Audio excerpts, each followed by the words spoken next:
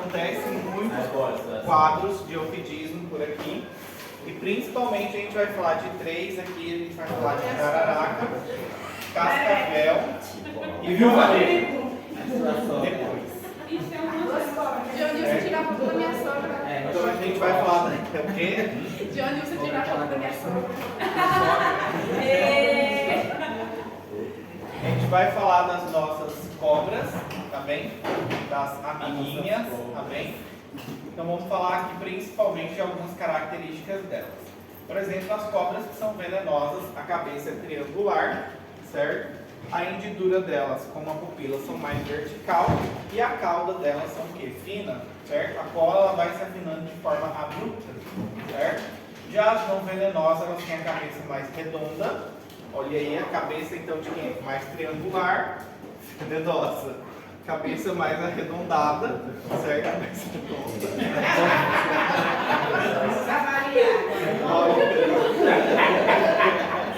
Agora todo mundo se olhando.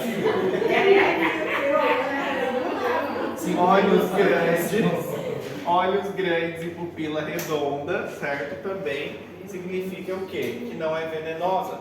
E a cauda, ela se afina de forma gradualmente. Aqui a gente fala das venenosas e aqui a gente fala das não venenosas, certo? Olha aí que bonita. Bem bonitonas.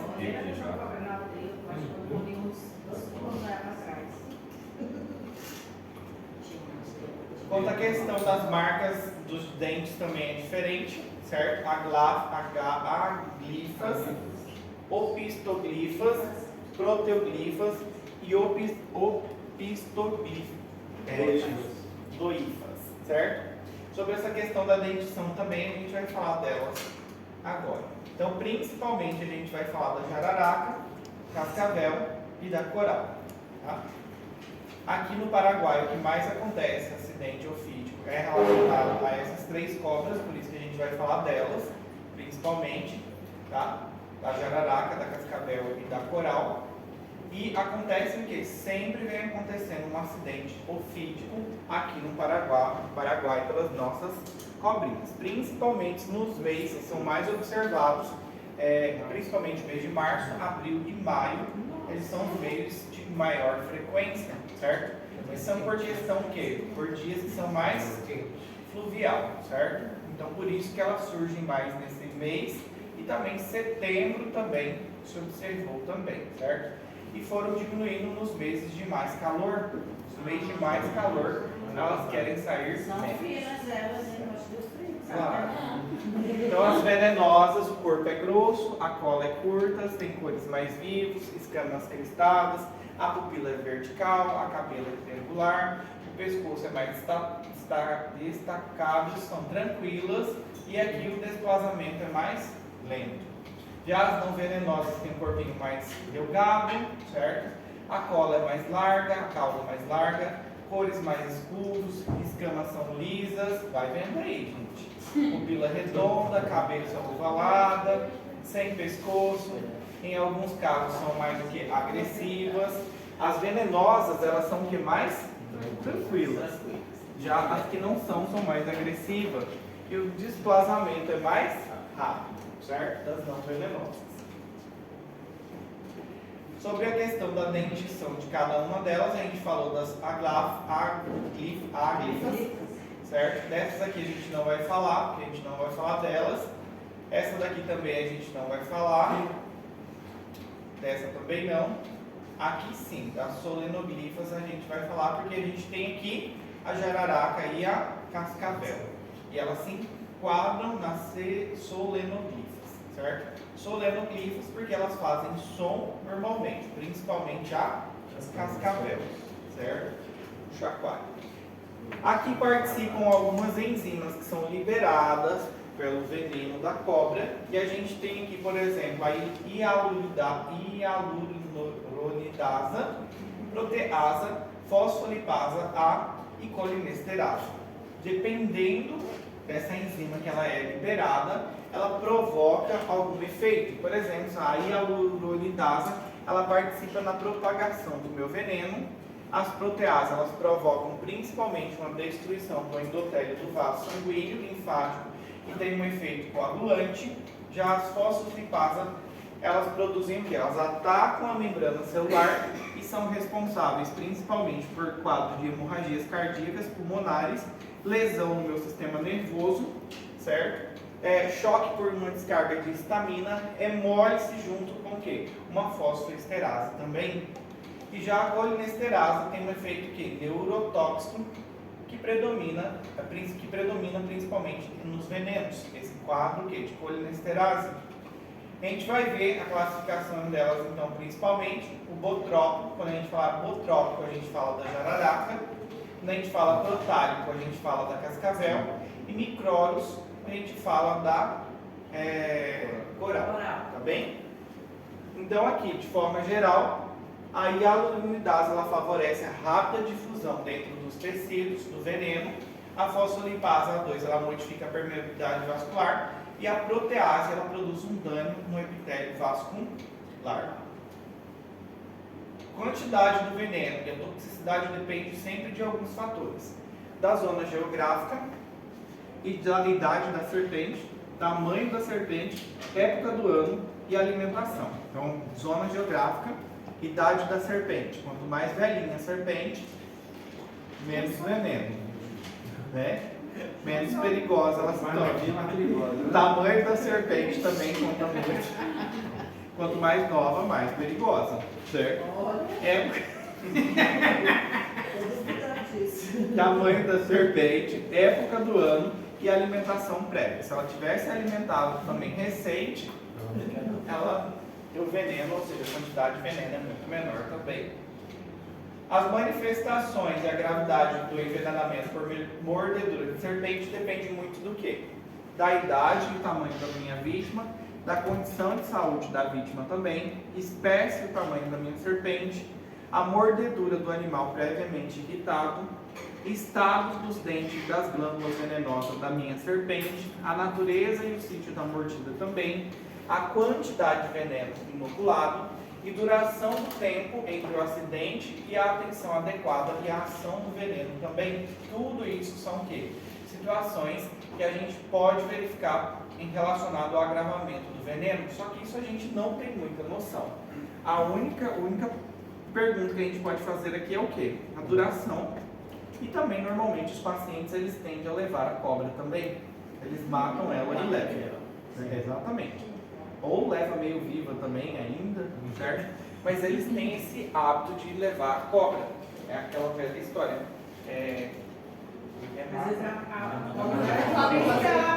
Exatamente.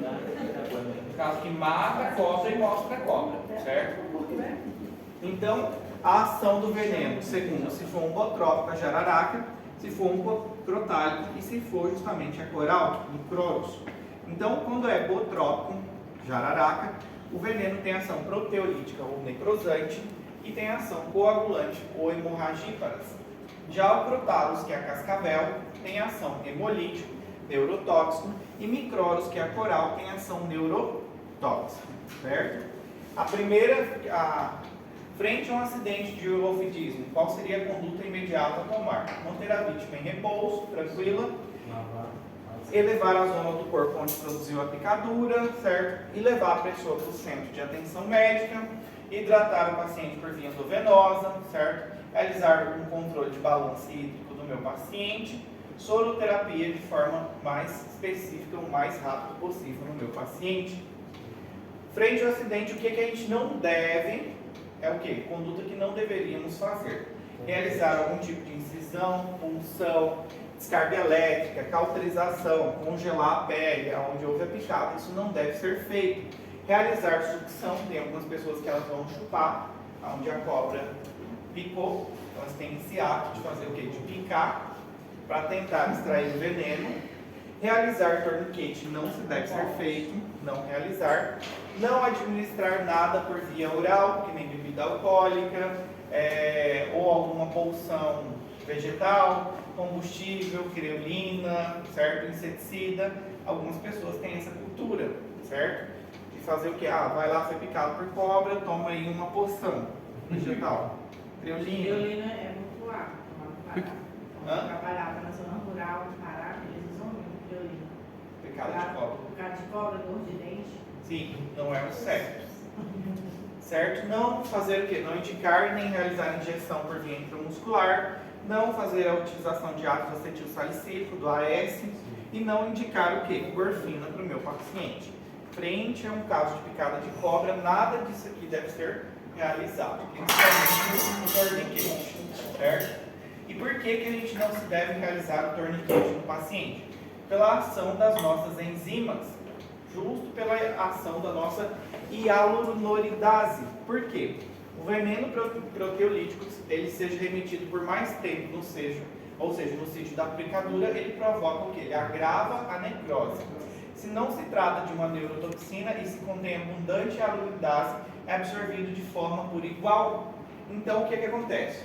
O torniquete ele mantém por algum tempo e é liberado logo após, permitindo que uma passagem muito alta de quê? Do veneno, de substâncias psicoativas para outros locais, que pode causar o quê? Um colapso circulatório no meu paciente também. E essa protease, se ela fica em um local só também, ela tende a produzir uma necrose muito maior no local, por isso que não deve ser feito o quê? O torniquete. Não é indicado fazer torniquete, certo? Uma boa história clínica deve ser investigada. Tempo de evolução do meu paciente, sobre a serpente, se ele não leva para você olhar, você tem que perguntar sobre o tamanho, cor, se ela tinha a cauda, se fazia barulho, isso tem que perguntar. Sobre o ato pós-picadura, se manteve repouso, se a vítima caminhou, se fez torniquete, se produziu uma ferida, se fez alguma sucção da ferida, se meteu a boca lá e chupou, certo? A sintomatologia do paciente, o que o paciente sentiu ou vem sentindo, dor, hemorragia, mareos, náusea, vômito, transtornos visuais, dificuldade para respirar, parestesia, perda de consciência. Isso são todas perguntas que a gente tem que avaliar na história clínica do meu paciente. No exame físico, a gente vai observar a zona afetada e o resto do corpo. A zona afetada é as marcas, as feridas do dente, as marcas inapropriadas, se tem algum sangramento na ferida, se tem edema, eritema, equimose no local, se tem alguma formação de ampola ou de necrose, isso a gente pode observar. Depois você observa o restante do corpo do paciente. Se ele vem manifestando pitose palpebral, alteração na mecânica respiratória, porque a gente vai ver que alguns eles geram uma má mecânica respiratória, principalmente quando a gente fala da coral. Joyce? Assim, eu vejo que você vai falar sobre a questão de lavar, porque se realmente funciona. Lavar? Sim. Eles falam, porque na minha cidade eles falam muito assim, que se uma cobra te pica, você tem que lavar bem e depois correr para o hospital. Sim, realmente, lavar não tem problema. O sabão neutro pode lavar. Isso sem problema. Certo? E a primeira que a gente vai falar é dessa bonitona aqui, Botrópico, que é a nossa jararaca. Certo? A ação do veneno aqui, da Botrópico, da jararaca, é proteolítica e coagulante. Essa é a ação do veneno. Nesse caso aqui, no local da ferida do meu paciente, ele vai apresentar o quê? Dor e tumefação, ou seja, vai inchar, vai ter dor no local de forma o quê? Muito rápida e progressiva. E isso se deve principalmente por causa da liberação de mediadores inflamatórios, histamina, serotonina, bradicinina, que são mediadores do processo inflamatório. O paciente ele sofreu ali a picadura, a primeira coisa que vai acontecer com ele é dor e tumefação. Vai ter um processo inflamatório. As minhas células do sistema imunológico, elas vão tentar ir lá e combater esse corpo estranho que entrou. Então começa uma liberação muito grande de histamina, a histamina promove uma vasodilatação, o vaso abre muito mais, tem um aumento da permeabilidade vascular, o vaso vai começar o quê? A liberar mais líquido para fora, sair mais líquido, por isso que vai tumefar, e essa instalação é muito rápida que vem acontecendo ali. A bradicinina também ela é liberada, a bradicinina ela age nas minhas terminações nervosas, então ela produz a dor, por isso que o paciente vai sentir muita dor, vai começar a ter uma linfadenopatia regional, vai começar a formação de gânglios linfáticos próximos ali também, ativação, equimoses também no trajeto do vaso regional, vai ficar muito escuro próximo também, vai ter um sangramento na ferida também, porque uma das ações aqui é proteolítica e coagulante. Então o paciente ele vai sangrar pela ferida também. E aqui vai formar, pode ser que forme flictemas, algumas ampolas também, ou ampolas de tamanho e conteúdo variável. Que a gente vai observar que alguns podem ter essas flictemas próximos também. Certo? Isso pode acontecer no meu paciente também. Certo? Já a nível sistêmico, que o paciente vai sofrer aqui, principalmente, isso aqui é só no local onde foi picado.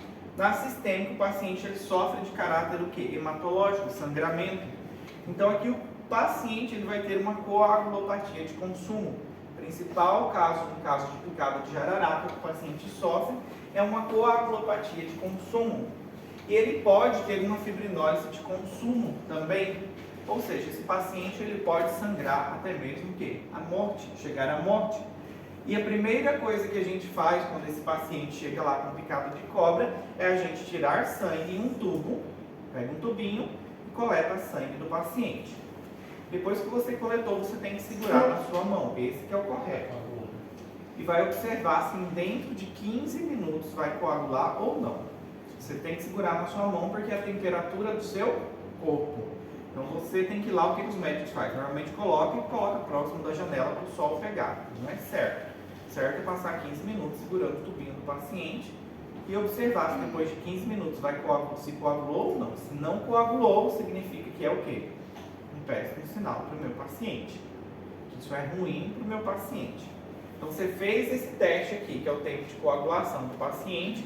O parâmetro mais importante para a gente é o quê? Fez esse teste, inicia o soro antiofídico nesse paciente. Você vai entrar com soro no paciente. Tem que coagular ou não? Hã? Eu não entendi essa parte. Tem que coagular ou O não? correto é ter que coagular. Ah, tá. Mas se não coagula, é um péssimo sinal para o meu paciente. Certo? Mas então, você só entra com o soro se coagular ou não, de qualquer maneira? De qualquer maneira você entra. Por quê? Porque esse paciente pode complicar e ficar muito pior. Então, aqui, quando você fez isso, você está tendo uma noção como que está a situação do seu paciente. Dentro desses 15 minutos aqui, você percebeu que não coagulou, deu ruim já, você já sabe que é ruim, ou se ele coagulou, da mesma forma você vai entrar o quê? Com soro antiofídico, certo? Da mesma forma. Depois você vai pedir, claro, para o laboratório, você vai pedir o quê? Crase sanguínea.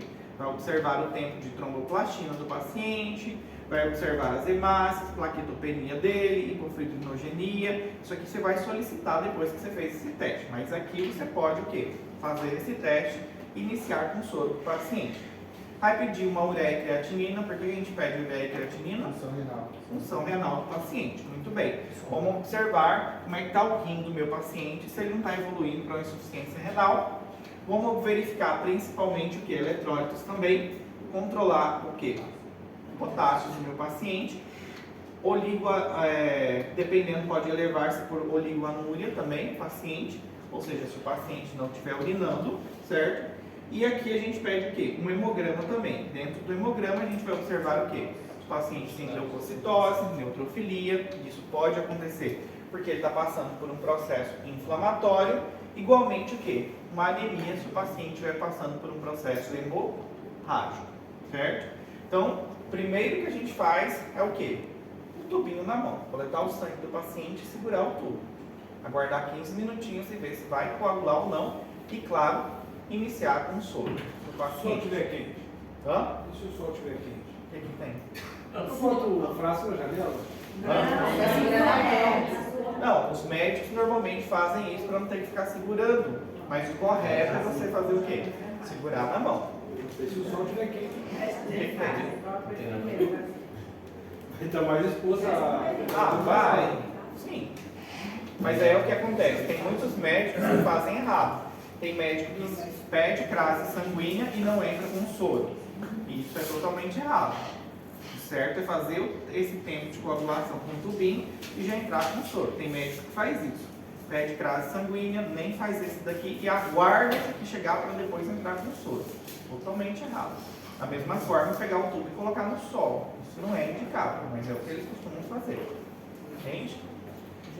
Como que a gente faz aqui? Se deve iniciar, então, se o sangue coagula ou não, a gente inicia E a gente vai observar o nosso paciente o quê? É administrar 150 miligramas do soro, aqui, do meu soro antiofídico, diluído em 300 de soro fisiológico ou glicosado. Depois a gente vai passar essas primeiras gotas muito lentas, os 10 primeiros minutinhos vão ser bem lento e o resto a gente passa em 1 hora. E depois você vai hidratar esse paciente. Pode hidratar ele tranquilamente. E essa dose do soro a gente não reduz se é criança. É a mesma dose para adulto e a mesma dose para criança. Por que a gente faz os 10 primeiros minutinhos muito lento? Efeito de reação. Porque o paciente pode apresentar o quê? Uma reação alérgica. Por isso que a gente tem que fazer os 10 primeiros minutinhos, a gente faz muito lenta. Alguns médicos já fazem o quê? Passa nesse paciente o quê? Um corticoide junto também, para evitar que o paciente venha apresentar um processo alérgico. Depois que você passou em 1 hora, hidrata esse paciente, pode hidratar. Professor, e esse soro tem mesmo nos hospitais? Tem. Sempre? Uhum. Sim. Aí tem que notificar cada vez que compulsório, você pegar. Tem, mas eles têm, tá? E hoje trabalha mais com bivalente, para as duas já, nos casos das duas, se for aplicado. E aqui o que acontece, tanto Ponta Porã como Pedro Juan, é muito jararaca e cascavel. Mais jararaca. Mas para escorpião não tem, né? Para escorpião tem também. Tem também. Eu fui picada tem 2 anos, não tinha. Aonde? Aqui ou aqui? Em Ponta Porã. Em Ponta? Devia estar em falta, porque realmente no período da pandemia houve Aconteceu muito, né? ficou em falta, né? Sorte que eu não precisei, fiquei assim, em observação, Mas, né? sim. Só hidratação. Mas acontece muito óbito em criança. Criança picada de escorpião é sinistro para criança. Mais complicado. É muito complicado. Aí eles falaram que eu ia ficar assim, em observação e qualquer coisa tinha que pedir no quartel, porque não tinha. Então eles iam pedir emprestado do quartel caso você começasse a manifestar um quadro mais grave. Lógico que varia de escola para escola, né? Sim. Mas um quesito, vamos lá, em Coloquena, você está a 300 quilômetros da cidade, né? Dependendo de algumas trilhas, você está até a 16, 17 quilômetros do ponto do carro. O que fazer nesse momento? Levar com você. Tem que levar o paciente o mais rápido possível. Eu tava Tem que falando levar levar rápido. um soro, né? Mas se tiver ali o kit primeiro socorro com o soro, dá para poder já... Dá. Se você tiver tudo ali, dá para você entrar, sem O problema. pessoal que vive no mato muito, eles andam com isso já. Não, mas eu estou falando soro antiofídico, um soro normal mesmo. Não, só depois que você não vai ter mesmo. Hidratar o paciente? Não, pode hidratar sem problema o paciente. Pode começar a hidratação dele sem problema. Então não pode fazer nada intramuscular. Exatamente, intramuscular não se deve, mas EV pode tentar já hidratando o paciente, tá? Depois que finalizou isso daqui, em 8 horas, você espera, depois de 8 horas, você vai fazer um novo controle, o quê? Da coagulação do paciente. Se aí o paciente manifesta que não está coagulando bem, você vai fazer novamente outra dosagem. Novamente você vai repetir isso daqui. Você vai repetir novamente o soro na mesma dose e vai passar de novo no paciente. Vai seguir o mesmo protocolo com esse paciente. Da mesma forma, se for criança, vai fazer de novo o soro dele depois de 8 horas. Se tem risco, se você viu que esse paciente ele tem risco de formar fibrose ou uma síndrome compartimental, você pode passar o quê? Prednisona para o paciente. Prednisona 50 ou Dexa você vai fazer por 3 a 4 dias se ele apresentar característica que vai ter um síndrome compartimental devido a esse processo, devido a esse edema. Hidratar o paciente sim ou sim, o máximo possível, cuidar do perfil renal do paciente, se você vai cuidar muito também. Aqui a profilaxia com antibiótico a gente só faz em criança. Adulto não usar de forma profilática, a não ser que a gente observe o quê? Que vai ter uma infecção. Mas em criança a gente faz. O que a gente pode fazer? Amox, um clavulanato, ou Subactam, ou cefalosporina de primeira geração, ou oxacilina, mais metronidazol. Que a gente pode fazer aqui no nosso paciente de forma profilática, certo? Observar sempre o quê? Vacunas do paciente antitetânica, se ele tem ou não, e o tempo de coagulação e de crase desse paciente também. certo? Ele não Doutor, tem que só- fazer a tetânica novamente? Hã? Vai ter que fazer. Se não tem nada, se não tem informação nenhuma de antitetânica do paciente, repete. No caso da Foi síndrome muito- compartimental, o doutor também pode, dependendo da avaliação, solicitar o cirurgião geral para ele também. Sim, aqui também pode trabalhar com o cirurgião também para que ele possa avaliar Uma se o paciente, vasectomia, sim, caso é necessário ou não. Mas para evitar, se você está vendo que pode surgir uma síndrome compartimental, prednisona no paciente, um corticoide, certo? Doutor, só uma pergunta. Aham. Falou que não podia intramuscular pela demora? Hã? Falou que não podia intramuscular por conta da demora do veneno? Você falou que não podia Não pode fazer intramuscular. Por quê? A coagulação é lenta. Exatamente, já te respondi. Tudo É porque no- muscular é lento. Sim, é porque no meio do mato, no gado, usa intramuscular, né? Quando é picado por cobra. É, mas aí é outra Sim, coisa. sim, é só pra mim saber. Só. Sim. Local. Complicações que a gente pode observar principalmente no local é essa daqui, a necrose. É o que mais a gente observa. Sistêmica, o paciente ele pode ter um choque, principalmente devido a minhas aminas vasoativas que são liberadas no processo inflamatório. Uma hemorragia, principalmente no paciente também, que ele pode ter um CID com insuficiência renal e um AVC também, certo? Coagulação intravascular disseminada, uma hemorragia, certo? Nesse paciente. Então, a gente pode observar esses quadros podem chegar no paciente. Observa que bonito.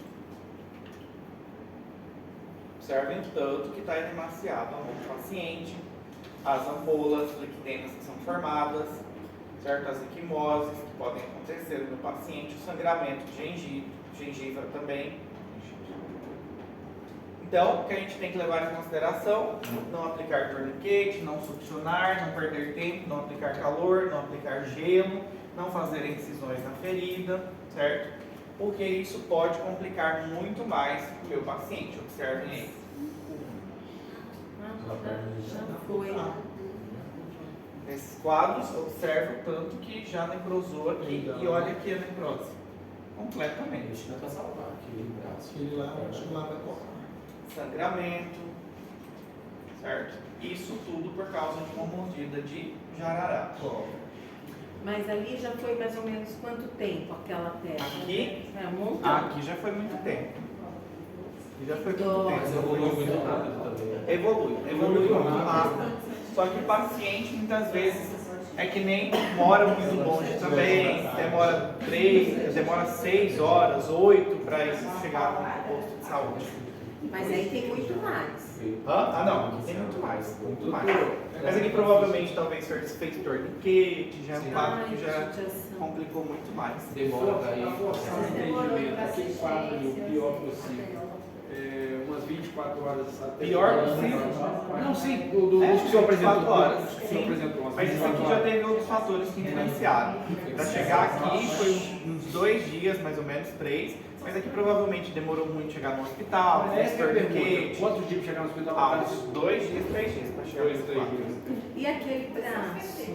Aqui está necrosando completamente. Isso aí acontece muito na parte tropical do Brasil, lá em cima, na Pico de Jaca, acontece muito, se demora demais chegar 2, 3 dias, acontece muito Sim. necrose. Está completamente necrosando. Olha o tecido. Está feio. Não é bonito da gente ver. Certo? Antes da gente continuar. De tratar, então, pior ainda, né? Antes da gente continuar essa parte, a gente tem 3 casos clínicos para a gente discutir, certo? Porque isso é o que vai.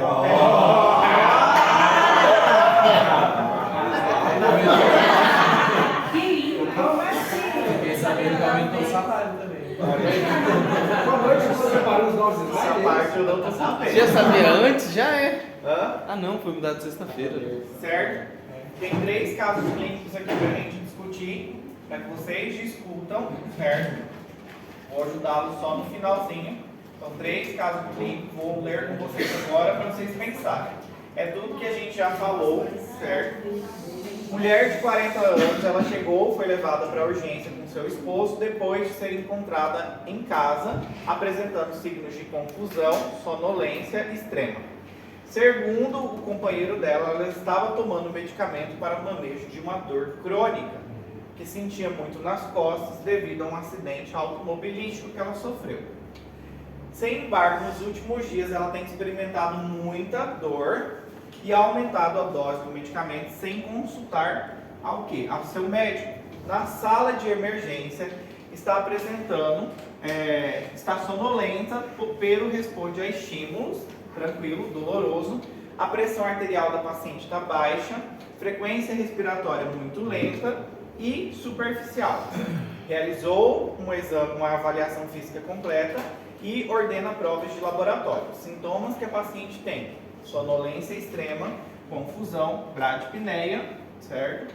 Respiração muito lenta, respiração superficial, a hipotensão, pressão muito baixa e a pupila puntiforme miose, certo? Nesse caso clínico aqui, o que a gente teria? Referente ao caso provável diagnóstico. Síndrome, e aí? Síndrome metemeglobina. Não, é narcótico. Narcótica, miose. Ah, verdade. E aí, Por ainda ópio, mais. né? Por ópio, né? Narcótico, muito bem. Referente ao caso provável diagnóstico, a gente tem síndrome de quê? Narcótico, opioide, ao dado do paciente. O que o paciente tomou? Um medicamento para controlar o quê? A sua dor, certo? Então utilizou uma dose muito maior para controlar a dor e depois ele veio manifestando esses sintomas. Então, era um paciente que fazia utilização de opioide. Muito bem. Qual o manejo com esse paciente? Qual seria o manejo? Lavado gástrico, carvão ativado.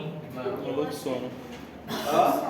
Poderia ser um lavado gástrico, poderia ser o carvão ativado. Mais E a gente não esquecer o o ABCD. O ABCD, muito bem. Qual antídoto aqui a gente poderia utilizar? Vocês já responderam? Naloxona. E quais são os sintomas característicos dessa intoxicação? Hipotensão, A hipotensão, a miose, muito bem, A puntiforme, confusão. a confusão, certo? Mas ó, isso aqui é bom para vocês irem praticando, porque olha, vocês não prestaram, acho que uma coisa que alguns sims, mas alguns não, no quê? Na história clínica da paciente. Dor. Que ela fez, ela tem uma dor crônica, ela estava fazendo. Hã? Pós-acidente. Exatamente, ela estava fazendo a utilização de um medicamento para dor. Isso conta muito. É americano, Outro né? caso clínico.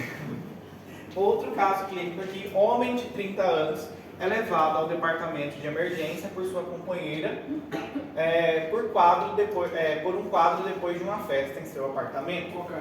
Em sala de emergência, está agitado, apresenta signos de ansiedade extrema, está suando muito profundo, tem frequência cardíaca elevada, se realizou uma avaliação completa e os sintomas foram agitação, ansiedade, sudoração muito profunda, frequência cardíaca muito elevada, pressão arterial super elevada, dilatação da pupila.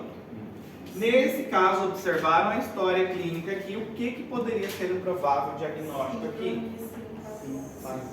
Síndrome simpatomimético, muito bem. E poderia ser devido ao quê?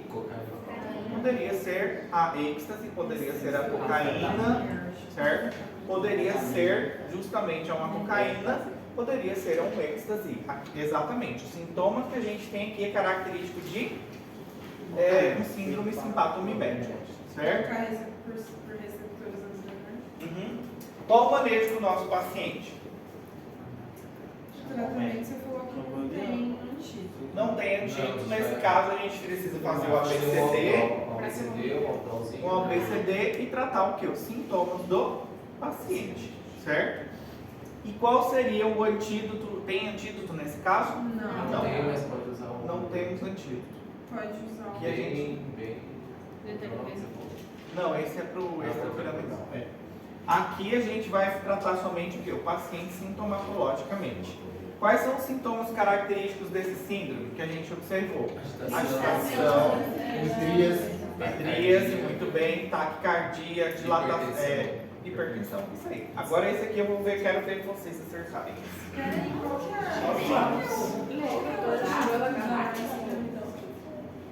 é? Esse é diferenciado. Mas já vão acertar, com certeza. Hã? Qual que é o antídoto da esterilidade? O antídoto da esterilidade. Rapiperidema.